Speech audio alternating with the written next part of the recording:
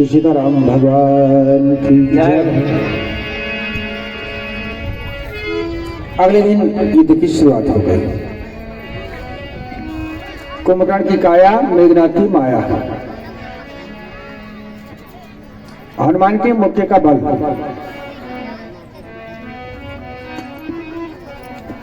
अब ऐसे तो लंका में 4 फाटक थे।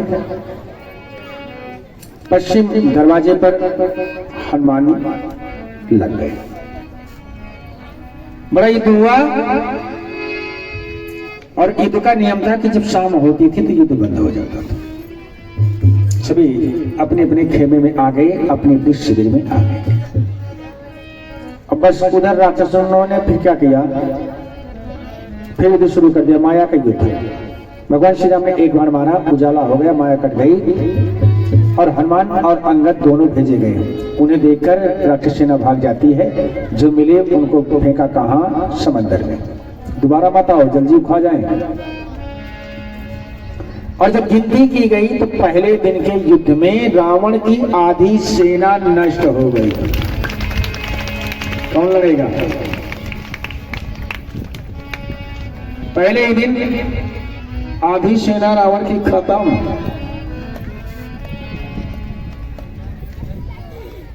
परमात्मा सामने। अब जब यह बात आई तब कितना बज गया, कोई बताओ जरा? हैं? 4:45। सीताराम भगवान की टाइमियो ना रुक जा, खुद दे देता है। वाह भाई। आधी सेना मारी गई और हम प्रसंग रखते हैं मेघनाथ और लक्ष्मण का। एक ऐसी कथा, थोड़ा ताली बजाइएगा, बहुत से कम लोगों ने सुना होगा। अरे बंद कह दिया, हम खुद बोलबे नहीं करवाए। इन्होंने लोग दिल से बजा रहे हैं। चलिए, हम आभारी हैं आपके इस कर्तृत्व के लिए। अगर ये सुनकर लक्ष्मण को 2 बार शक्ति लगी। लक्ष्मण को शक्ति लगी तो 2 बार लगी। और जरा बताइएगा कि लक्ष्मण को शक्ति लगी तो क्यों लगी?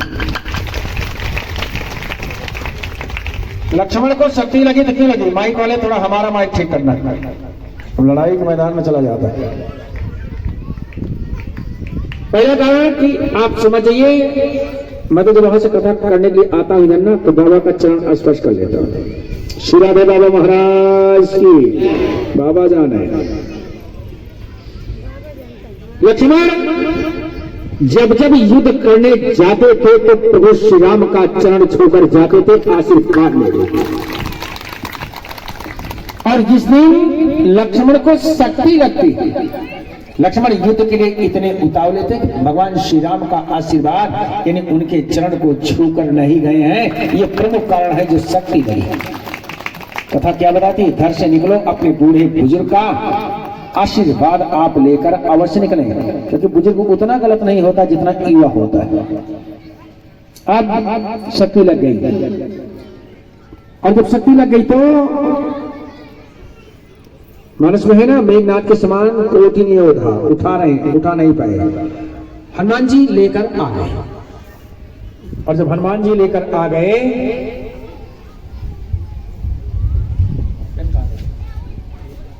हम आपके लिए एक पॉइंट नोट कर रहे हैं। कौन सी बात बता दिया ज्यादा अच्छा?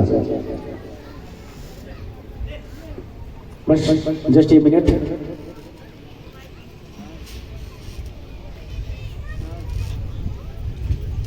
भगवान श्री राम ने जैसे ही देखा, रुदन करना शुरू कर दिया।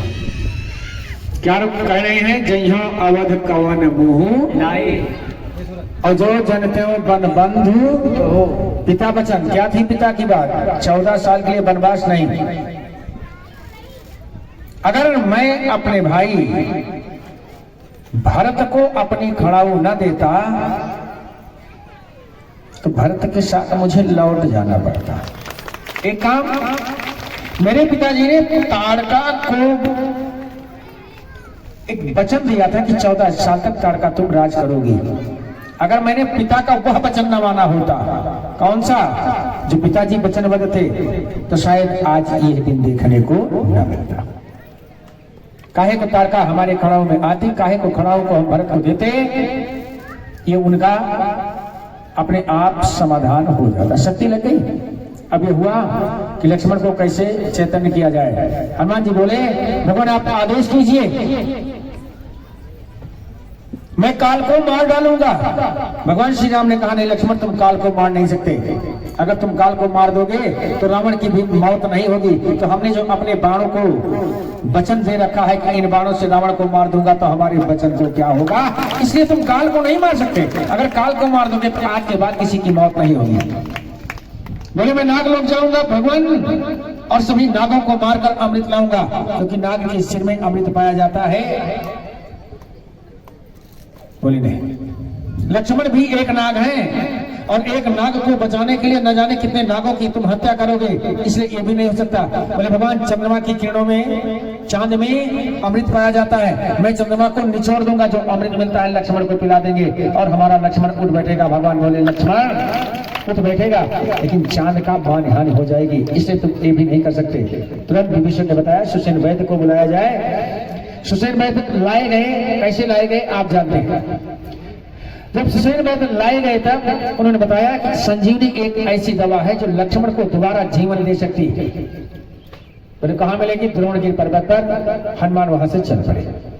हनुमान वहां से चल पड़े और रावण की सीआईडी इतनी अच्छी है कि तुरंत कालनेमी को भेजा। बोले जाओ इस बंदर को जाने न दो, रास्ते में तुम उलझाए रखना।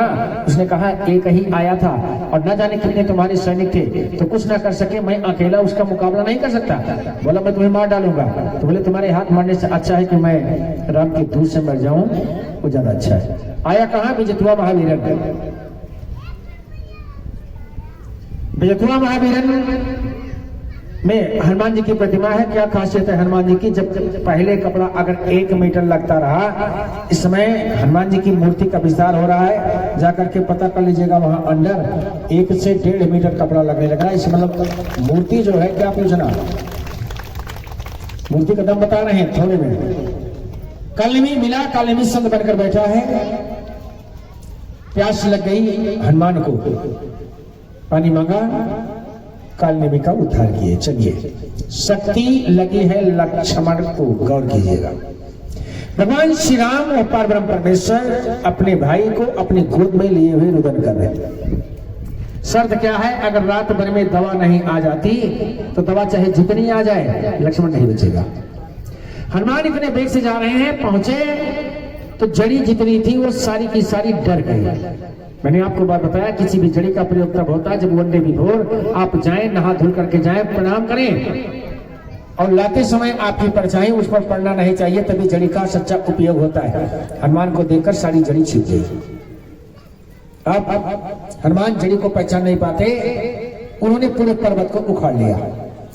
रावण ने सूर्यदेव को डांटा, रावण ने सूर्यदेव को डांटा और बोले तुम निकलो, तुम निकलोगे तो लक्ष्मण मर जाएगा। अब सूर्यदेव डर के मारे इंतजाम बनाने लगे।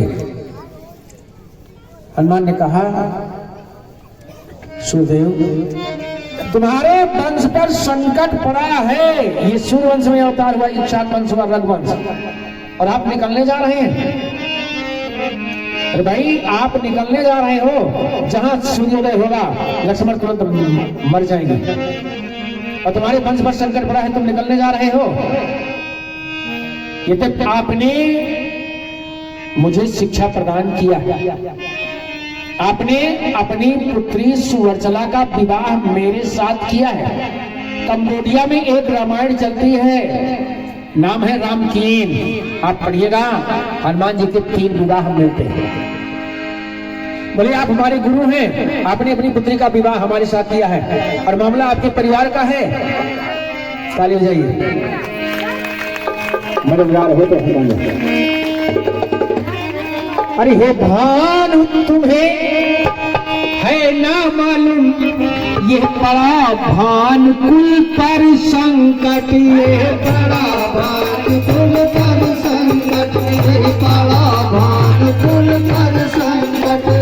पारि ब्रह्म परमेश्वर है, इसलिए जाओ तुम कुट झट पर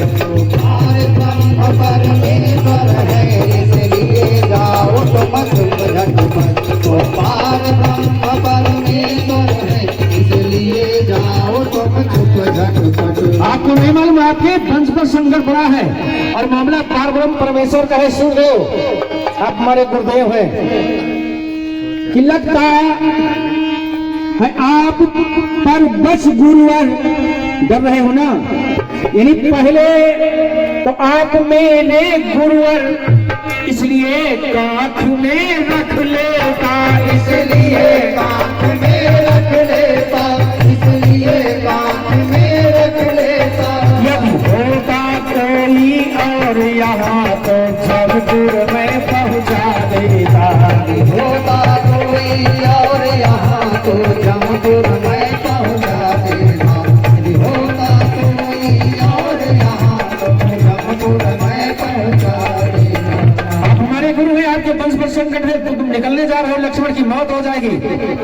तुम्हारी जगह अगर कोई दूसरा होता तो मैं उसको जमपुरी भेज देता और मैं तुम्हें कांख में रख लेता हूँ। सूर्यदेव कहाँ गए? कांख में। आप जानते हैं कि सूरज के प्रकाश से चांद तारे सितारे सब चमकते हैं। सूरज गायब हो गया, भूगोल के लोग जानते होंगे, साइंस के लोग जानते हैं, चारों तरफ घोर अंधकार। हनुमान को आना है लंका की तरफ, सीधे दक्षिण चले गए, सीधे उत्तर। कहाँ पहुंच गए? भरतपुर। और भरत जी ने सोचा कि राम लक्ष्मण को ना पाकर शायद किसी बैरी ने आक्रमण करने को ठाना। बस महाराज भरत ने एक बाण चलाया बिना नोक का। बिना नोक का क्यों चलाया?